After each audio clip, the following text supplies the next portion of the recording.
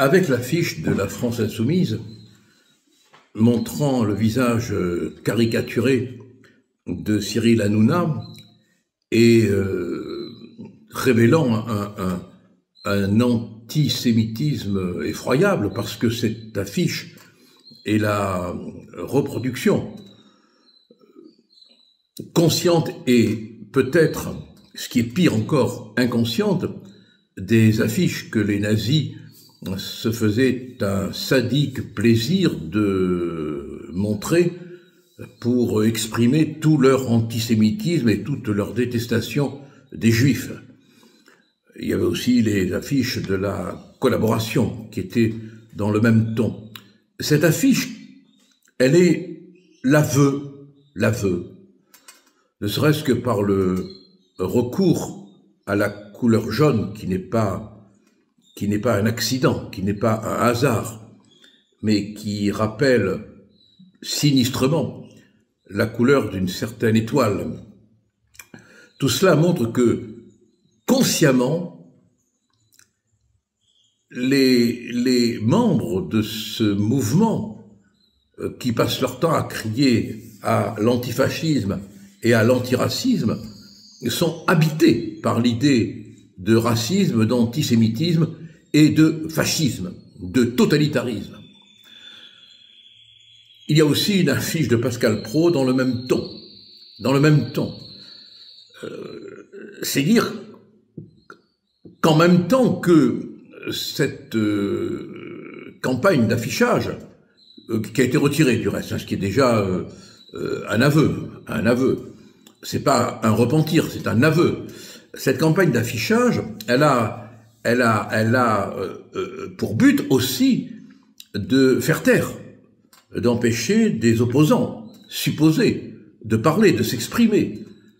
Elle est donc non seulement une attaque raciste, une attaque antisémite, mais elle est également une attaque contre la liberté d'expression, parce que ce sont deux journalistes à des degrés différents qui sont visés et que l'on veut en quelque sorte intimider et que l'on veut en quelque sorte empêcher de parler, ce qui est la définition même de l'atteinte à la liberté d'expression.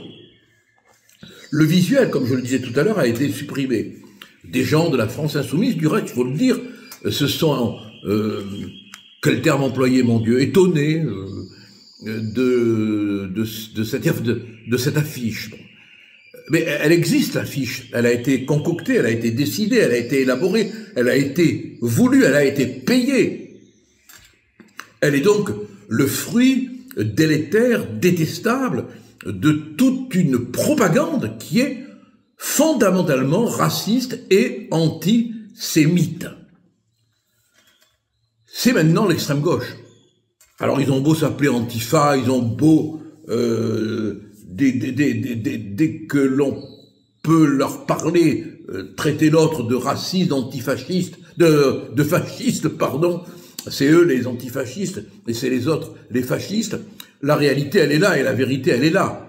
On voit bien que le racisme, le fascisme, l'antisémitisme, il est de leur côté. Et cette affiche restera.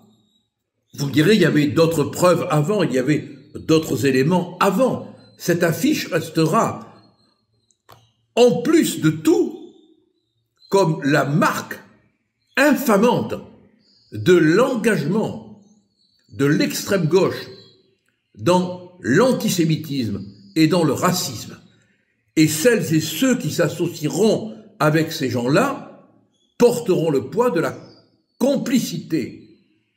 Si cordon sanitaire il y a eu, là il le faut, parce qu'on a réellement affaire à des gens qui véhiculent une détestation de la liberté d'expression, une détestation d'Israël, une détestation des Juifs. On a donc un parti politique représenté à l'Assemblée qui est ouvertement antisémite. Et on doit le combattre. On doit le combattre comme on le fait nous, légalement, démocratiquement, mais sans jamais rien céder et sans jamais rien tolérer. les fascistes, les antisémites, les racistes, c'est eux. Et quand ils traitent les autres de racistes et d'antisémites, c'est comme quand le pyromane crie au feu.